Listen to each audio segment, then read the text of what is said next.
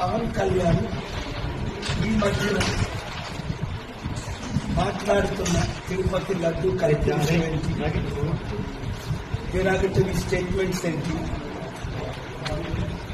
Inciting అని 14 sections 14 సెక్షన్స్తో నేను అఫీషియల్గా కన్యాకుమారి పోలీస్ స్టేషన్ అండర్లోనే కదా ఆపోజిట్ వాళ్ళని అమెరికా ఉంటున్నాను కాబట్టి నేను వచ్చి మీకు అఫీషియల్గా కంప్లైంట్ ఇస్తున్నాను.